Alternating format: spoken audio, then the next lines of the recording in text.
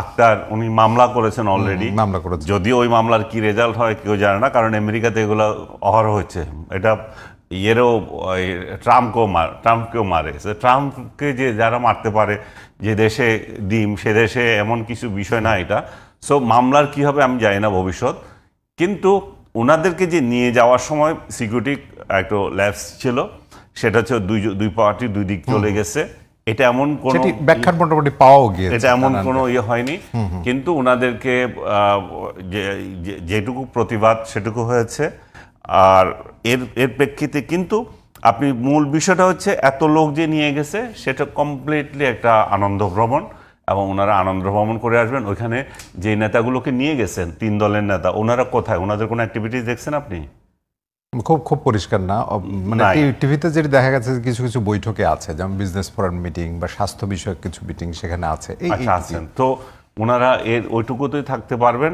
বড় ধরনের কোনো ওনাদের জাতিসংঘের যে মূল অধিবেশনে সেখানে হয়তো ডক্টর ইউনূস যেদিন বক্তৃতা দেবেন, আমি জানি ওনার বক্তৃতার বোধহয় আজকালের একটা টাইম আছে, কালকে 26 তারিখে। হ্যাঁ, তো ওই সময়ে ওনারা যদি পাশ পান যে যান, আমরা একটু আপনি বক্তৃতা শুনি। আর যদি পাস না পান তাহলে গ্যালারিতে বসতে হবে, নিচে বসতে পারবেন না, গ্যালারিতে বসবেন, এইটুকুই। আর যে নেতাগুলো গিয়েছে ওরা তো অলমোস্ট ঘরবন্দি হয়ে থাকতে হবে, আমার মনে হয় ঘরবন্দি হয়ে আছে। কারণ নিউ ইয়র্ক পুলিশের এত ঠেকা পড়ে নাই বাংলাদেশি নেতাদেরকে পাহারা দেওয়ার জন্য। শতাধিক একটা নেতা বের হবে, শতাধিক লোক তাকে ডিম মারার জন্য যাবে কিংবা গালি দিবে, এবং নিউ ইয়র্ক পুলিশের ঠেকা পড়ছে যে এগুলোকে সামাল দেওয়া, তাদেরকে সিকিউরিটি দেওয়া। এগুলো বাংলাদেশের পুলিশ না। ইমানুয়েল ম্যাক্রোর ক্ষেত্রেও দেখা গেল যে তিনি হেঁটে যেতে হয়েছে ট্রাম্পের গাড়ি। এটা বাংলাদেশ না, আপনি যার ইচ্ছা তারে যখন ইচ্ছা তখন নির্দেশ দেবেন, রাস্তা খাড়ায় যাবে, আপনি ধরে নেবেন এবং আপনার ইচ্ছে অনুযায়ী জেলে রেখে দেবেন, এটা সম্ভব না। সো আমরা আসলে নিউ ইয়র্ক জাতিসংঘের বাস্তবতাটা বাংলাদেশের লোক জানে না। বাংলাদেশের লোককে এটাকে এত ফুলাইয়া ফাফাইয়া এমন করে বানানো হয় যেন বাংলাদেশ নিয়ে আলোচনা হচ্ছে নিউ ইয়র্কে, আর কোনো আলোচনা নাই, জাতিসংঘ আর কোনো আলোচনা নাই। জি, আমরা জনাব হাবিবুর রহমান হাবিব আপনার কাছে আসি, নির্বাচনের বিষয়টা নিয়ে আমরা আসি, যে বিশ্বকে নির্বাচনের প্রস্তুতি জানাবেন। এবং জনাব আনিস আলমকে এই আলোচনা বহুতবার হয়েছে যে মানুষের ধারণা কি ফেব্রুয়ারির প্রথমার্ধেই নির্বাচন হবে কিনা। যদিও বিএনপির প্রস্তুতির জায়গা, আপনি যদি না একটা নীতিগত সিদ্ধান্ত হয়েছে তার শরিক দলগুলোকে কতগুলো আসন দেওয়া হবে, কোথায় কোথায় দেওয়া হবে, এরকম গণমাধ্যমে শিরোনাময় হয়েছে যে বিএনপির শরিক হেভিওয়েট নেতারা কে কোন আসন চান, এগুলো হয়েছে। সব মিলে নির্বাচন নিয়ে কোনো দ্বিধা আছে বিএনপির এখন এই মুহূর্তে এসে? নির্বাচনে দ্বিধা থাকার কথা না, কারণ সরকার অলরেডি বলেছেন যে 15 এপ্রিলের মধ্যেই নির্বাচনটা অনুষ্ঠিত হবে। আমি দ্বিধা থাকার কথা না বলছি এই কারণে যে এই সরকার যদি 15 এপ্রিলের মধ্যে বা ফেব্রুয়ারিতে নির্বাচন, তারপর তো রমজান চলে আসবে, এই সরকারই তো তখন ক্ষমতা থাকতে পারবে না। তার কারণে সরকারকে পাহারা দিয়ে রেখেছে কে? সেনাবাহিনী। সেনাবাহিনী মাঠে মাঠে পাহারা দিচ্ছে, মাঠের কামড় খাচ্ছে, বিভিন্ন জায়গায় গিয়ে টেন্ট বা বিভিন্ন বিল্ডিংয়ে আছে তারা। এটা তাদের কাজ না, তাদের কাজ তাদের স্বাস্থ্যকে সুরক্ষা রেখে আমার বিদেশ থেকে আক্রমণ হলে সে প্রতিহত করা, তার কাজ তো পুলিশের কাজ করা না। এই জন্য তারা আর পাহারা দিবে না। আর পাহারা আমার মনে হয় যেটা, আমি তাদের সাথে জিজ্ঞাসা করে বলছি না অবশ্য। একটা কথা হলো যে পাহারা দিয়ে যদি আমার জিডিপি বাড়তো, উন্নতি হতো, আইন শৃঙ্খলার অবস্থা উন্নতি হতো, মব জাস্টিস বন্ধ হতো, এই যে গালাগালি যেগুলো শুরু হয়েছে এসবগুলো যে ভালো ভাষায় কথা বলতো। 78% মানুষ তো সন্তুষ্ট সরকারের পারফরমেন্সে জরিপের মধ্যে। জরিপে তো অনেক, কিভাবে সন্তুষ্ট? 78% মানুষ কিভাবে সন্তুষ্ট? কিভাবে সন্তুষ্ট? কোন কারণে সন্তুষ্ট? জরিপালারা বলছে সরকারের কোন কারণে 78% জনগণ সন্তুষ্ট কোন কারণে? যেদিকে চালের দাম কমেছে, ডালের দাম কমেছে, তেলের দাম কমেছে, আটার দাম কমেছে, চিনির দাম কমেছে, না বেকার সমস্যার সমাধান হয়েছে, বা নতুন করে কোনো ইনভেস্টমেন্ট এসেছে, না নতুন করে চাকরি বেড়েছে, সেগুলো তো কিছু হয়নি, তাহলে সন্তুষ্ট হবে কেন? এখন কথা হলো যে মানুষ সন্তুষ্ট থাকুক আর না থাকুক, একটা নির্বাচন দেশে না হলে অনির্বাচিত সরকার কতদিন থাকবে? তাহলে ফেরত গেল না, রমজান পার হয়ে গেল, তারপরে আবার আসলো কোরবানির ঈদ চলে আসলো, তারপরে পার হলো, আবার বর্ষা আসলো, এইগুলি কত বছর চলবে? যেমন নিরপেক্ষ তত্ত্বাবধায়ক সরকার একটা ছিল, আপনার সংসদে ওইটা আইনটা পাশ করা হয়েছিল, 3 মাসের মধ্যে একটা নির্বাচন দিয়ে তারা বিদায় নিয়ে যাবে বা সংসদের হাতে বা নির্বাচন সরকারের হাতে ক্ষমতা দিয়ে তারা চলে যাবে। ওই 3 মাসের পর তারা কী কী কাজ করবেন সেটা সুনির্দিষ্ট বলা ছিল। বর্তমান সরকার ইন্টারিম গভর্নমেন্টের কোনো মেয়াদ উল্লেখ করা নেই, কী কী কাজ করবে সেগুলো উল্লেখ নেই এখানে। যেহেতু একটা গণঅভ্যুত্থানের মাধ্যমে একটা সরকার এসেছে, সেই কারণে এদের মেয়াদ 3 মাস 6 মাস নির্ধারণ করে দিয়ে একটা সংক্ষিপ্ত সময়ের মধ্যে একটা নির্বাচন অনুষ্ঠিত করা, এটা তাদের একটা কাজ। সেই কাজের সাথে আরও কিছু মূল সংস্কার দেশের মানুষের চাহিদা সব কিছু মিলে করতে পারে। কিন্তু এখন সরকার তো সব কিছুই মানে সাজানোর জন্য রেডি হয়ে গেছে, সবগুলো ছিটাই ফেলেছে, গোছানো তো মুশকিল। এখন সব গোছাতে এখন পারবে না। একটা যে কাজটার মধ্য দিয়ে তারা সসম্মানে এখান থেকে যেতে পারবেন, মানুষের কাছে তাদের একটা ভাবমূর্তি উজ্জ্বল রাখতে পারবেন, সেটা হলো একটা সুষ্ঠু নির্বাচন। এটাকে যদি উনি দেরি করতে চান বা দেরি কোনো কারণে হয়, আলটিমেটলি তারাই থাকতে পারবেন না।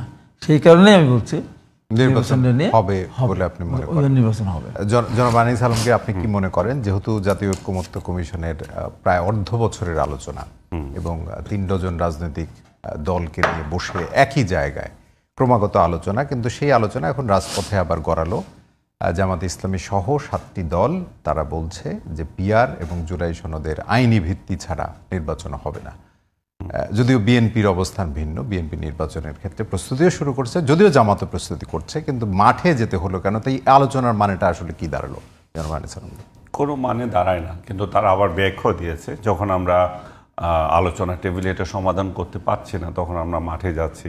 আমার মনে হয় মাঠে যাওয়াটা এক ধরনের প্রেশার, কারণ পিআর পদ্ধতিতে বিএনপি যে বড় ধরনের বিরোধিতা করছে তা না। আমার তো মনে হয় উচ্চ কক্ষের ব্যাপারে তাদের আছে, তাহলে এখানে বড় ধরনের কোনো ইয়ে নাই, বরং এই দলগুলো একটু প্রেশারে আছে যে যাতে অন্য কোনো উপায়ে তাদের কাছ থেকে সুবিধা আদায় করতে পারে বিএনপি থেকে। কারণ বিএনপি নির্বাচনের জন্য মরিয়া হয়ে গেছে, এই মুহূর্তে বিএনপি ছাড়া কেউ নির্বাচন চাচ্ছে না।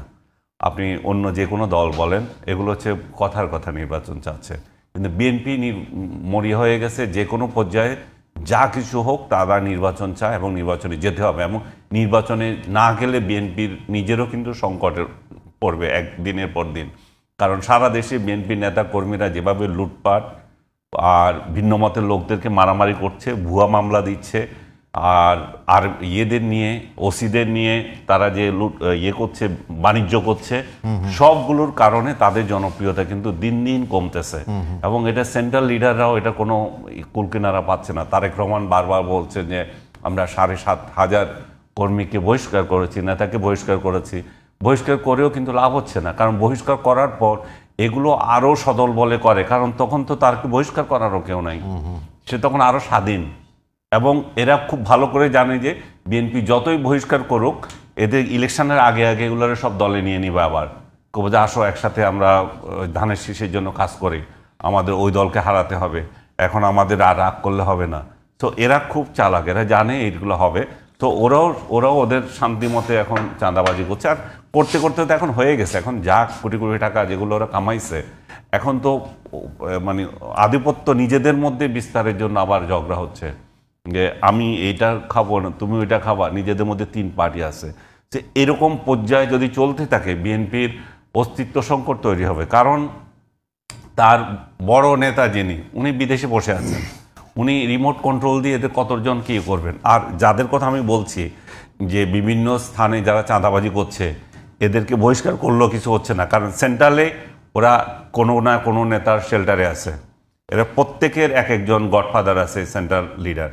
তো এরা গডফাদারের নির্দেশে চলে যে একটু অপেক্ষা কর, পরে তোকে আবার নিয়ে নেব। এবং ওসিদের সাথে বসতে কোনো সময় ওসিরা যখন এরা যাচ্ছে, চেয়ার ছেড়ে দিচ্ছে এবং এবং তারা জানে যে এগুলো হচ্ছে লোক দেখানো, তো ও বিএনপিতেই আছে। তো তাতে করেই যেটা দাঁড়াচ্ছে, এবং আগামীতে যে তারা ইলেকশনে আসবে, মানে নির্বাচনে আসবে, এক ধরনের ইমপ্রেশন যে মানুষের মধ্যে দিয়ে দিচ্ছে, এবং সরকারি প্রশাসনের লোকজনও সেটা পাচ্ছে। বিশেষ করে পুলিশ প্রশাসন, আপনি জানেন যে সবসময় ক্ষমতার পিছিয়ে আসছে, এই ক্ষমতাবানরা আসবে, ক্ষমতাবানদের তোয়াজ করা এদের একটা ইয়ের মধ্যে পড়ছে। এবং তারেক রহমান চাইলেও এই দুর্নীতিবাজদেরকে গ্রেপ্তার করবে না পুলিশ, কারণ সে করে কোন বিপদে পড়বে, এবং করার পর যে মব জাস্টিস হয় তাদের বিরুদ্ধে, মব গিয়ে যে তাদেরকে ভায়োলেন্স করে, সেটা আবার তার থানার বিরুদ্ধে যাচ্ছে, থানার বদনাম হচ্ছে। আবার কখনো কখনো তাকে সরকার এমন মানে অবস্থান নিচ্ছে যে তাদেরকে কোনো প্রটেক্ট করে না পুলিশকে, এবং তাকে তুলে নিচ্ছে। তো পুলিশ কেন এই রিস্ক নিতে যাবে? তো পুলিশ আছে বড় বিপদে। তারা একদিকে এই সন্ত্রাসীদের কিছু করতে পারছে না, আরেকদিকে তারা তাদের ক্ষমতা প্রয়োগও করতে পারছে না। এবং সরকারও, কারণ সরকার এমন এক অবস্থানে আছে যে তাদেরকে ওই ক্ষমতাবান করে নাই যে ধর মার এবং ঠান্ডা করে দেয়, ডান্ডা মেরে, সেটা করছে না। না, সেটা তো এই সরকার নীতিগতভাবে পুলিশকে সেই ক্ষমতা দিতেও রাজি না। মানে তো দিতে রাজি না হলে তো যাচ্ছে। এখন তো ইলেকশন কেন হচ্ছে না এটাই বুঝি না আমি, কি কারণে বসে থাকতে হবে? কারণ এইভাবে তো একটা দেশ চলে না, অচল অবস্থা পড়তেছে। আমি আপনাকে যদি অর্থনীতির কথা বলছিলেন উনি, অর্থনীতির যদি আমি আজকে একটা রিপোর্ট আপনাকে পড়ি শোনাই, যে বাংলাদেশের অর্থনীতি সাম্প্রতিক ইতিহাসে সবচেয়ে গুরুতর সংকটের মুখোমুখি, যেখানে 3টি স্তম্ভ, ব্যাংকিং খাত, নন ব্যাংকিং আর্থিক প্রতিষ্ঠান যেটাকে এনবিএফআই বলি আমরা, এবং শেয়ার বাজার অস্থিরতার মধ্যে নিমজ্জিত। তো বাংলাদেশের কয়েক দশকের মধ্যে সবচেয়ে খারাপ আর্থিক সংকটের মুখোমুখি এখন। খেলাপি ঋণের দিক থেকে এশিয়ার শীর্ষে বাংলাদেশ, এবং সেটি সরকারি পর্যায়েও কিন্তু মানে এডিবি রিপোর্ট। এবং ব্যাংক খেলাপি ঋণ 9 লক্ষ কোটি টাকা, চিন্তা করে 9 লক্ষ কোটি টাকা খেলাপি, এবং এটি 3% যেটা বললাম নন যেটা ব্যাংকিং যেটা ঋণ খেলাপি খাতটি একেবারে ধস নামার মুখোমুখি। আর শেয়ার বাজারের কথা বলবেন, সেখানে 38% কমেছে। আর্থিক কোম্পানির দাম 10 টাকা, অর্ধেক কোম্পানির দাম হচ্ছে যে 10 টাকার নিচে। তো এটাকে কি বলবেন? এটা কি দেশের কোনো অর্থনীতি আছে? এই রকম যদি চলতে থাকে, ডক্টর ইউনূস তো সবাইকে মানে লক্ষ লক্ষ লোক বেকার হয়ে যাবে। এখন উনি আসার পর থেকে বোধহয় কম করে হলো 25 লক্ষ লোক বেকার হয়েছে। এই বেকারত্ব আবার বাড়বে, মানে ইনভেস্টমেন্ট হচ্ছে না। তো এরকম একটা পরিস্থিতিতে দেশের টাকা খরচ করে ওনার বিলাসিতার জন্য তো আমরা বসে রই নাই দেখার জন্য। উনি 10 দিনের প্লেজার ট্রিপে যাবেন সবগুলো নিয়ে, এবং ওনার 2 কন্যাও আছে আবার কিন্তু এই টিমে। ওনার 2 কন্যা যেখানে থাকো ওখানে চলে আসতেছে। মানে কি ধরনের দেশটাকে নিয়ে কি ধরনের ইয়ার্কি চলতেছে। শেখ হাসিনা দুর্নীতি বা শেখ হাসিনা স্বৈরশাসক যা কিছু আপনি বলেছেন, এখন সেগুলোই আপনি করেন। শেখ হাসিনা যা যা করতো সেগুলোই করেন। শেখ হাসিনা নির্বাচন দিত না, সেই নির্বাচন নিয়ে আপনিও সেই তাল বাহানা করছেন। এবং শেখ হাসিনা দলীয় লোকদেরকে যে প্রাধান্য দিত, আপনি এখানে দলীয় লোকদেরকে প্রাধান্য দিচ্ছেন। তারা যে দুর্নীতি করছে, মন্ত্রীদের বিরুদ্ধে যে দুর্নীতির অভিযোগ উঠছে, আপনি দেখছেন কোনো একটা তদন্ত কমিটি করতে যে এই উপদেষ্টার বিরুদ্ধে দুর্নীতির অভিযোগ উঠলো কেন, সেটা একটু দেখি আমরা। আজকে প্রথম আলো রিপোর্টে দেখা যাচ্ছে যে স্থানীয় সরকার উপদেষ্টা এবং ওনার এক আমলা, ওনারা হচ্ছে সর্বোচ্চ পর্যায়ে বরাদ্দ দিচ্ছে ধারাবাহিকভাবে তাদের বিরুদ্ধে নানান রকম এগুলো এই ঘটনাগুলো চলতেই থাকছে। ওনার তো এগুলো কোনো কানে নিচ্ছেন না। তো তাহলে সরকার কিভাবে চলছে, দেশ কিভাবে চলছে?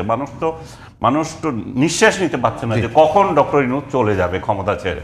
তা আমি আপনার কাছে যে প্রশ্নটা আসি, যে এই যে নির্বাচনমুখী যে জরিপগুলোর কথা বলা হয়েছে, সেখানে বিএনপির কত সমর্থন, গতকালকে আপনি নিশ্চয়ই আলোচনাগুলোয় ছিলেন, জামাতের কত সমর্থন, বিশেষ করে ছাত্র সংসদ নির্বাচন, আপনি ছাত্রনেতা হিসেবে আপনাকে প্রশ্ন আমি করতে চাই, ডাকসু এবং জাকসুতে যে নির্বাচন, এবং সেই নির্বাচনের পরে বিএনপির পক্ষ থেকে বলা হয়েছে যে জামাত পতিত আওয়ামী লীগকে এক ধরনের পৃষ্ঠপোষকতা দিয়েই জয়লাভ করেছে।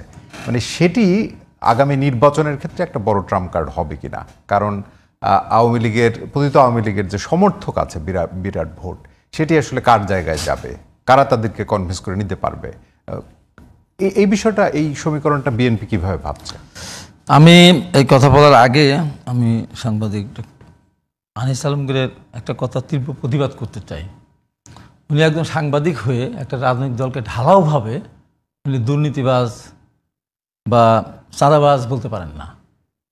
তাহলে উনি কি দেশে ছিলেন না? বিগত দিনগুলিতে যখন ছিল 15.5 বছর, দেশের মানুষ কি চাঁদার সম্মুখীন হয়নি? টেম্পো স্ট্যান্ড, বাস স্ট্যান্ড, ঘাট, হাট, বাজার, শেয়ার মার্কেট লুট হয়নি? ব্যাংক লুট হয়নি? টাকা পাচার হয়নি?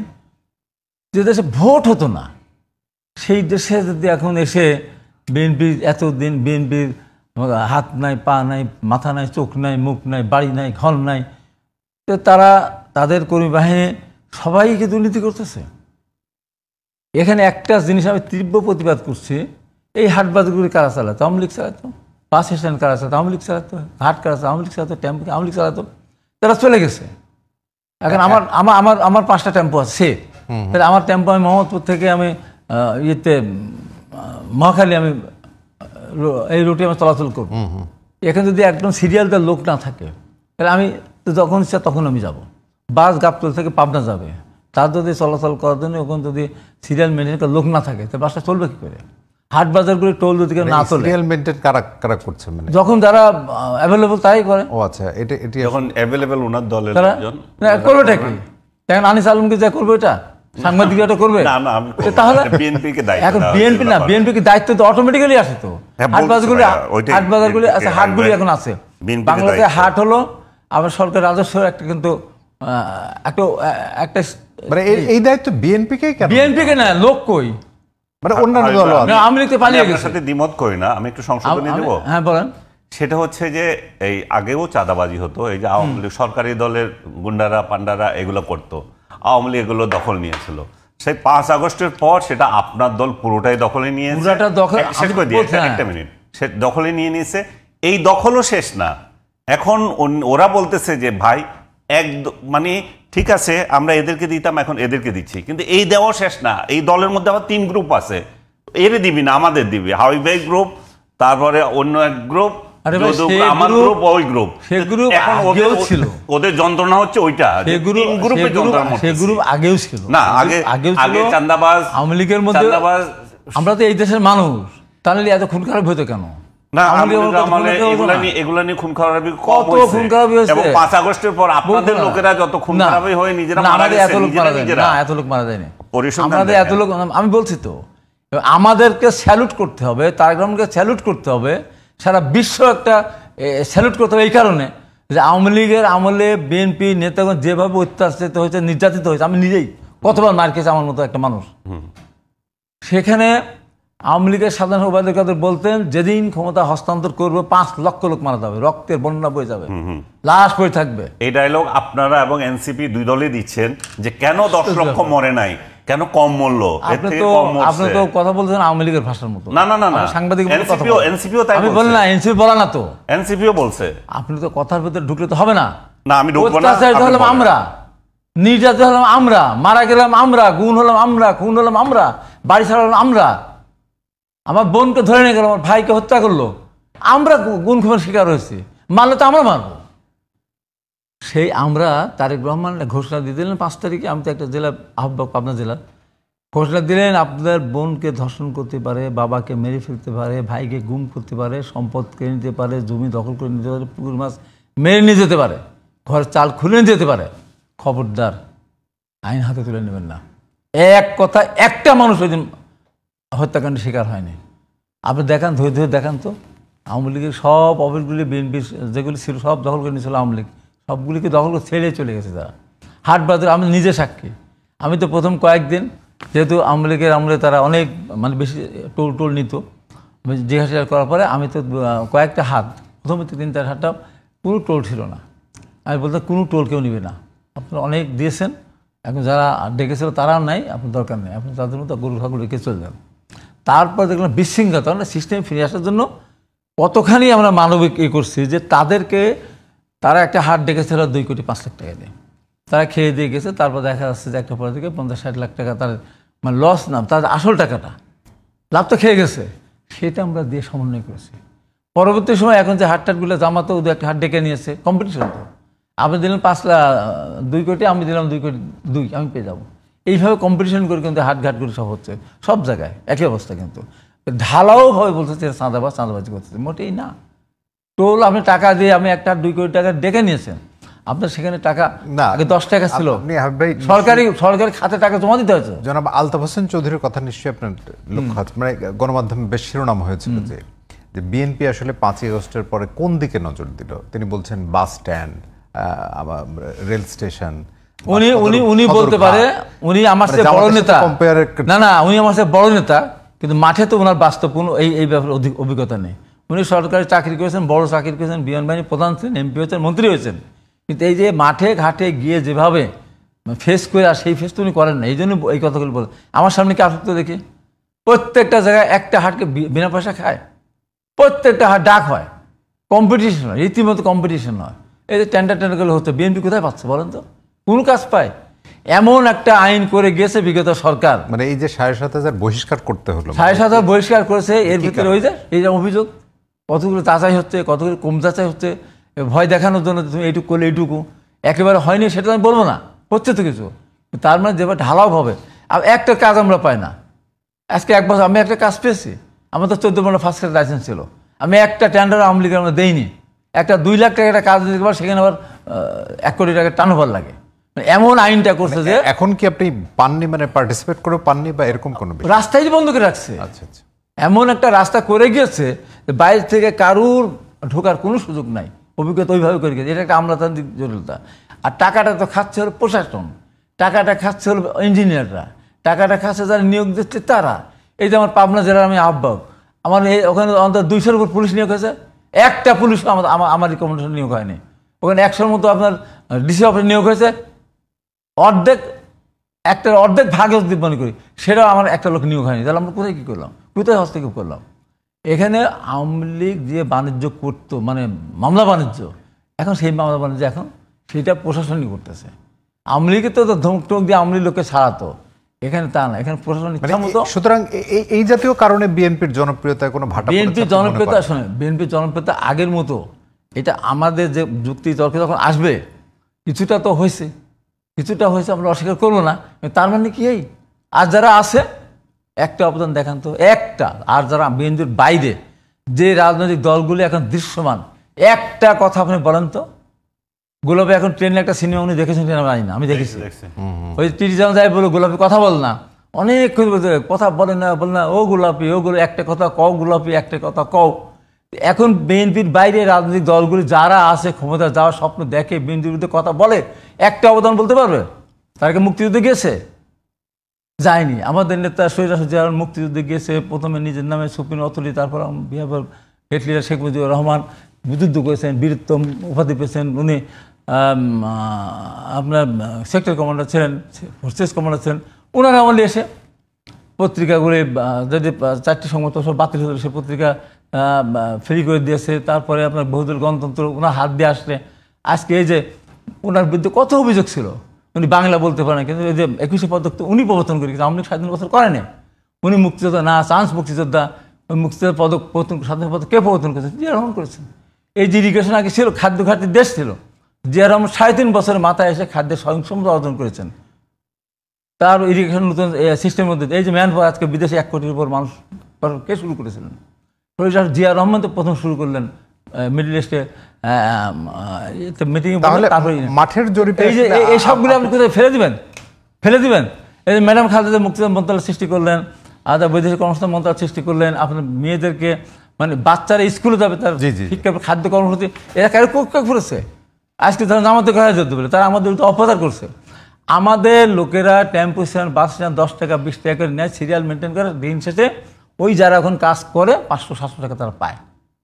আর জামাত ইসলামিক ব্যাংক থেকে শুরু করে এই যে ব্যাংকগুলি দখল করলো, লুট করলো, এতে 100 বছর লাগবে বিএনপির এই চাঁদা এই পরিমাণ যদি টাকা কালেকশন করে। স্বচ্ছতার রাজনীতির কথা বলে, এই যে তারা বলে, এবং তাদের ইতিমধ্যে ধরা পড়তেছে না, ধর্ষণ করতে চায় ধরা পড়তেছে, দেখছেন না? তারপরে আপনার বাজার দখল করে ধরা পড়ছে, দেখছেন তো? এগুলো হচ্ছে তো। তারা হাট কি তারা ডাকে না? তারাও হাট ডেকেছে, তারাও অর্থনীতিতে ইনভলভ তারা হয়ে গিয়েছে। অথচ দোষ হলো বিএনপির। তারা 1 টাকা দেখাতে পারবে, জামাত 1 টাকা দেখাতে পারবে, আর যারা তারা দেখাতে পারবে। হ্যাঁ, কিছু কিছু রাজনৈতিক দল আছে, কমিউনিস্ট পার্টি আছে, তারা হয়তো বা অনেকে আছে, তারা হলো স্বাধীনতার পক্ষে, প্রগতির পক্ষে। এ তো প্রগতির পক্ষেও না, এটা স্বাধীনতা স্বীকার করে না, 71 মুক্তিযুদ্ধকে স্বীকার করে না। এখনও তারা বলে আমরা মুক্তিযুদ্ধে অংশগ্রহণ করিনি, এক পাকিস্তান রাখতে চেয়েছিলাম, এটা বড় কিছু ব্যাপার না। তারা সবার স্মৃতির সাথে যায় না, মানুষ বিভ্রান্ত হয়ে তারা একটা, আমি চ্যালেঞ্জ দিয়ে বলে যাচ্ছি, বিএনপির বাইরে। আপনার কাছে একটা প্রশ্ন করি, মুক্তিযোদ্ধা হিসেবে এই যে চেতনার কথা আপনি বলছিলেন বারবার বিএনপির জায়গা থেকে, স্বাধীনতার ঘোষক এবং মুক্তিযুদ্ধে তার যে অবদানের কথা, মানে মানুষের মনস্তত্ত্বে কি পরিবর্তন হয়েছে? সাধারণ মানুষের মনস্তত্ত্বে যে এইগুলো জায়গা থেকে মানুষ ভিন্নভাবে ভাবা শুরু করেছে? জামাত ইসলামে যেটা বলার চেষ্টা, জামাত ইসলাম যেটা বলার চেষ্টা করতে শোনেন, তারা জামাত যারা করে, তারা যাকেই সহযোগিতা করবে না কেন, উদ্দেশ্য নিয়ে তারা করে। আমরা উদ্দেশ্য নিয়ে করি না। একটা নির্যাতিত মানুষ আমার দল করে না, একটা ক্ষতিগ্রস্ত মানুষ সে আমার দল করে না। আমাদের নেতা তার কোনো শুনলে পর তার একটা বাড়ি করে দেয় না, একটা গরু কিনে দেয়, যায় পাশে দাঁড়ায়। জামাত তার নিজের দলের কর্মী ছাড়া কারোর পাশে সে দাঁড়ায়, নিজের আপন ভাই হলেও দাঁড়ায় না, তার নিজের দলের ছাড়া। এবং এই ধরেন আমরা এরশাদ বিরোধী আন্দোলন করেছিলাম, ওনারা তখন ছিলেন, এরশাদ বিরোধী আন্দোলন করেছিলাম, একজন জামাতের নেতা মারাও যায়নি, আহত হয়নি।